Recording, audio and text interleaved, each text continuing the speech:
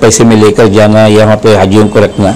और हाजी भी सोचना, जो जाते हैं ज़ायरीन या हज पे जाने वाले लोग होते हैं, वो सोचना चाहिए कि भाई इस पैसे में ये लेके जाता है क्या, नहीं जा सकता। हालात बहुत ख़राब हैं और इसमें भी लोग सोच समझ के अपने टूर की, अपनी उम्र की प्लानिंग करें, क्योंकि आइंदा चल के जो भी कम पेश हो गया तो बहुत मसला हो जाएगा। 2 लाख रुपए या 2.5 लाख रुपए हो रहा है, लाख रुपए भी 1.25 लाख रुपए में ले जा रहे हैं, बोले तो यकीनन धोखा है।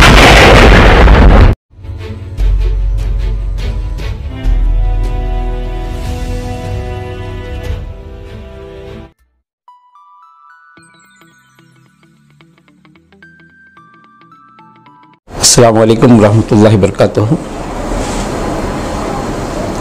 अल्हम्दुलिल्लाह, जैसे मैंने आप लोगों को बताया था कि हमारी मीटिंग होने वाली है, हमारी तमाम मेंबरान को बुला के मीटिंग की गई, जिसमें काफ़ी सारे मौज़ूओं पे बात किए और साथ में एक बेहतरीन सबके राय मशवरे से एक प्रोग्राम तय किया गया है जो ज़ायरीन उम्रे पे जाना चाहते हैं उनके लिए सहूलत करने की तरतीब बनाई गई है, जिसमें आज के हालात के हिसाब से ज़्यादा लोग जाने वाले नहीं हैं।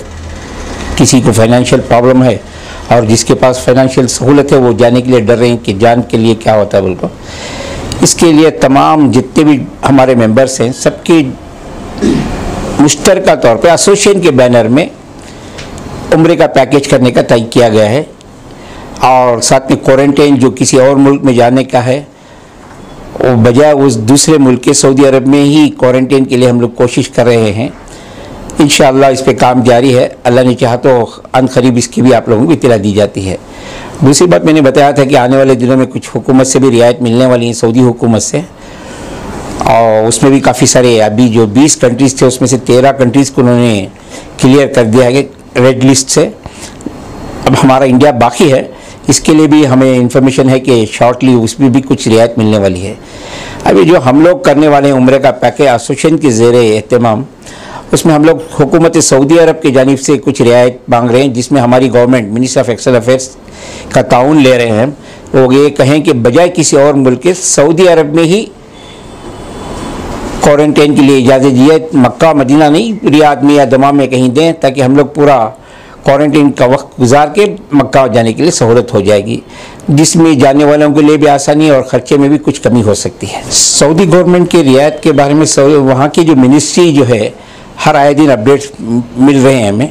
उसके अलावा भी पर्सनल कॉन्टैक्ट के हमारे हैं वहाँ पे मिनिस्ट्री के लोगों में, तो उनसे भी ये मिल रही है कि रियायत मिलने वाली है, लेकिन इतना जल्दी नहीं है। अब यहाँ पे 2 मसले पिछले बार भी मैंने बताया था, इस बार भी बताता हूँ कि कास्ट बहुत बढ़ गया है और आज की हालत इकॉनमी इंडिया में भी नहीं बल्कि किसी भी मुल्क में इकॉनमी सही नहीं है। आज मुहर्रम के तकरीबन 20 तारीख हो गए हैं और 1 मुहर्रम से दुनिया भर के लिए इन्होंने वीज़ा का ये किया। इंडिया से कोई एक ग्रुप भी अभी तक अप्रोच नहीं हो सकी, क्योंकि क्वारंटाइन करके जाना है, कॉस्ट बहुत बढ़ गया है। दूसरे मुल्कों में भी नहीं, सिर्फ अब तक नाइजीरिया की एक ग्रुप है, इंडोनेशियन और एक सीरिया वगैरह कहीं से एक ग्रुप आई, बाकी 3-4 ग्रुप के अलावा अभी तक मक्के में भी कोई ग्रुप आके पहुंची नहीं है। लोकल लोग हैं वही कर रहे हैं। वजह ये ख़ास ये भी हो रही है कि कॉस्ट बढ़ने के बावजूद लोग पूरी तरीके से हरम का फ़ायदा नहीं उठा सकते। आप जब जाएंगे तो क्वारंटाइन करके जाने के बाद मक्का पहुँचेंगे, मक्के में 3 दिन रहेंगे, इसके बाद आपको सिर्फ 3 घंटे का परमिशन मिलेगा उम्रा करने के लिए, सिर्फ 3 घंटे का परमिशन मिलेगा।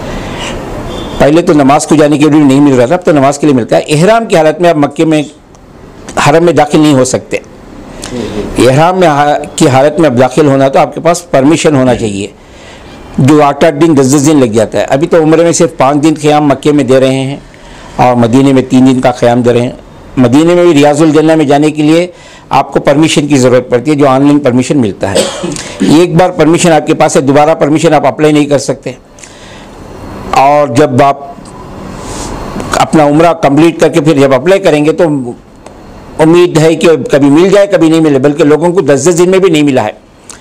ऐसी हालत में सिर्फ 3 घंटे का उम्रा करना पड़ता है, मुतमईन नहीं होता आदमी जो जाता है, इतने रुपए खर्च करने के जाने के बावजूद भी मुतमईन नहीं हो, तो उसके लिए ज़रा परेशानी की बात है। अभी हालात के हिसाब से ऐसा लग रहा है कि अभी 2 साल तो ऐसे ही गुजरेंगे।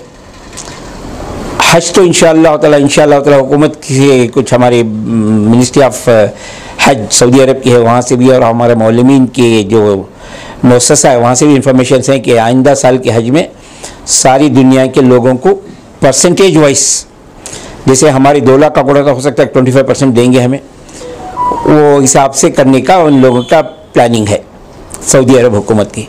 अब यहाँ भी हमारी हुकूमत भी ये सोच रही है कि बजाय एक साथ 50,000 आदमी को हम ले जाके जिम्मेदारी लेने के, कुछ गवर्नमेंट ऑफिशियल मिनिस्ट्री में ये बात चल रही है, हमारे अपने कॉन्टैक्ट से मालूमात हुई हैं कि